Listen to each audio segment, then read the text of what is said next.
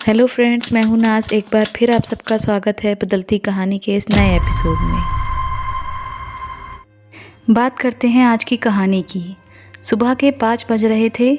सलमान खान के घर गैलेक्सी पर दो लोग लगातार एक के बाद एक 5 गोलियां चलाते हैं। इसकी शुरुआत होती है 2018 से। आज से 6 साल पहले सलमान खान को पहली बार धमकी दी गई थी और इस धमकी देने वाले का नाम पूरी दुनिया की मीडिया में सुर्खियों में आ गया था। इससे पहले इस नाम को कोई नहीं जानता था और वो नाम था लॉरेंस बिश्नोई का। लॉरेंस बिश्नोई को एक केस के सिलसिले में जोधपुर ले जाया गया था। जोधपुर कोर्ट में उसकी पेशी थी। इसी दौरान सलमान खान पर काले हिरन के शिकार के आरोप लगे और बिश्नोई बिरादरी सलमान खान के खिलाफ हो गई। लॉरेंस बिश्नोई ने अपनी बिरादरी में अपनी साख जमाने के लिए और अपना दबदबा बनाने के लिए सलमान खान को धमकी दे डाली।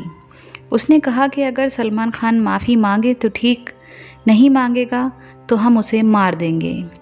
ये बयान उसने जोधपुर कोर्ट में दिया।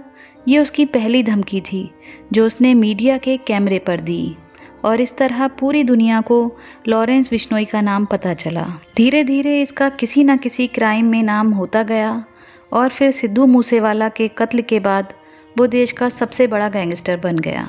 फिर 1 साल बाद 2019 में एक संपत नेहरा नाम के शूटर को, जो लॉरेंस बिश्नोई के लिए काम करता था, हरियाणा से गिरफ्तार किया गया और जब उससे पूछताछ की गई तब खुलासा हुआ सलमान खान की दूसरी धमकी का। उसने बताया कि वो हरियाणा एक ऐसी बंदूक को ढूंढने आया है जिसकी रेंज दूर तक हो, जिससे दूर से किसी को मारा जा सके। तब उससे पूछा गया कि ऐसी बंदूक लेकर तुम किसको निशाना बनाने वाले थे।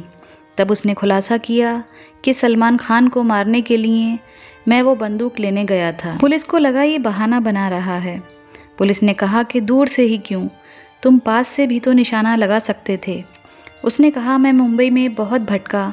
सलमान खान के घर गैलेक्सी के बाहर मैंने बहुत दिन तक चक्कर काटे, पर इतनी दूरी से मेरी गन से निशाना चूकने का डर था और घर के अंदर घुस नहीं सकता था क्योंकि सिक्योरिटी थी और टारगेट पर निशाना नहीं लगता तो मेरा मौका चूक जाता। इसलिए मैंने अपना आइडिया ड्रॉप कर दिया।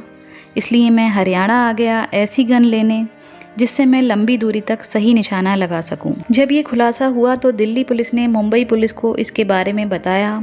मुंबई पुलिस ने इस मामले की जांच की। इसके बाद तीसरी धमकी आती है 2022 में, 3 साल बाद, जहां सलमान खान का घर है बांद्रा में गैलेक्सी। उस घर के ठीक थोड़ा सा आगे एक जॉगिंग पार्क है। सलमान खान के पिता सलीम खान उस जॉगिंग पार्क में हर सुबह जॉगिंग करने जाते हैं। जब वो जॉगिंग कर लेते तो थोड़ा सा रेस्ट करने के लिए वो एक बेंच पर बैठते हैं। उस दिन जॉगिंग करने के बाद जब वो उस बेंच पर बैठे तो उन्होंने देखा कि एक मुड़ा हुआ पेपर रखा है। उन्होंने उस पेपर को उठाकर देखा तो उस पर लिखा था कि तुम और तुम्हारे बेटे सलमान खान का वही अंजाम होगा जो सिद्धू मूसेवाला का हुआ है। सिद्धू मूसेवाला को भी लॉरेंस बिश्नोई गैंग ने ही बीच सड़क पर गोलियों से भून दिया था। वो खत कहाँ से आया, किसने रखा, कुछ पता नहीं चल पाया। इसके बाद 2023 मार्च में एक ईमेल आता है सलमान खान के मैनेजर को। वो ईमेल मोहित गर्ग की आईडी से भेजा गया था। लॉरेंस बिश्नोई का बॉस गोल्डी बरार, जो इस वक्त कनाडा में है, उसने ही सिद्धू मूसेवाला के कत्ल की प्लानिंग की थी। मोहित गर्ग लॉरेंस बिश्नोई और गोल्डी बरार का खास है। मेल में लिखा था कि हमने तुम्हें इतनी मोहलत दी और तुमसे कहा कि तुम माफ़ी मांग लो, पर तुमने माफ़ी नहीं मांगी। अब हम तुम्हें आखिरी मौका दे रहे हैं कि तुम गोल्डी बरार से फ़ेस टू फेस बात करो और उससे माफ़ी मांगो। अगर तुमने ऐसा नहीं किया तो ये हमारा आखिरी मैसेज है। इसके बाद कोई बात नहीं होगी, सीधा तुम पर हमला होगा।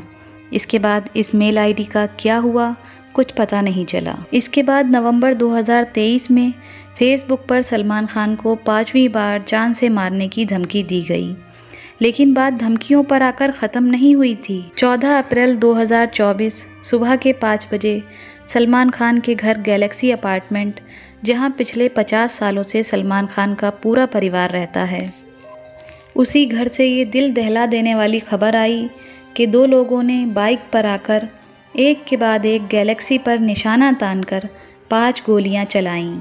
3 गोलियां ज़मीन पर लगीं, एक गोली गैलेक्सी की दीवार पर लगी और एक गोली गैलेक्सी की बालकनी में लगी, जिसमें सलमान खान बीच बीच में जब भी मौका होता है तो आते हैं और अपने फैंस को अपना चेहरा दिखाते हैं।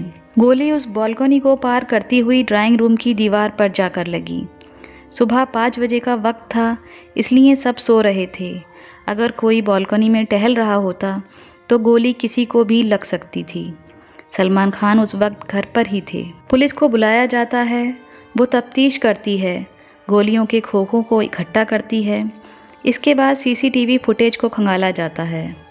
सुबह का वक्त था तो सड़क पर ज़्यादा भीड़ भाड़ भी नहीं थी। सीसीटीवी फुटेज से पता चलता है कि दोनों शूटर गैलेक्सी पर गोलियां बरसाने के बाद वहां से निकलते हैं और आगे चलकर माउंट मैरी पर उस गाड़ी को पार्क करते हैं। इसके बाद वो महबूब खान स्टूडियो से एक ऑटो पकड़ते हैं, जिससे वो बांद्रा रेलवे स्टेशन जाते हैं। बांद्रा रेलवे स्टेशन से ट्रेन पकड़कर वो सांता क्रूज रेलवे स्टेशन पर उतरते हैं। फिर वो बकौल की तरफ जाने वाले एक ऑटो में बैठ जाते हैं और फिर उसके आगे की फुटेज पुलिस तलाश कर रही है। जब सीसीटीवी फुटेज से इन दोनों को पहचानने की कोशिश की गई तो एक निकला विशाल, दिल्ली के पास गुरुग्राम का। ये रोहित गोदारा गैंग का है। रोहित गोदारा लॉरेंस बिश्नोई गैंग के लिए काम करता है, तो इस तरह लॉरेंस बिश्नोई से विशाल के तार जुड़ते हैं। कुछ देर के बाद सोशल मीडिया पर एक मैसेज आता है अनमोल बिश्नोई के नाम से। अनमोल बिश्नोई लॉरेंस बिश्नोई का भाई है। इस मैसेज में लिखा था कि ये तो अभी ट्रेलर है, पिक्चर अभी बाकी है। दूसरे शूटर की तलाश अभी जारी है। पहले तो सलमान खान को सिर्फ धमकियां मिल रही थीं, अब गैलेक्सी के अंदर तक गोली पहुंच गई है। ये मुंबई पुलिस के लिए भी चेतावनी है। इसी बीच सलमान खान की सुरक्षा कई बार बढ़ाई गई, लेकिन हैरानी इस बात की है कि इतनी सुरक्षा के बावजूद हमलावर सलमान खान के घर तक पहुंच गए।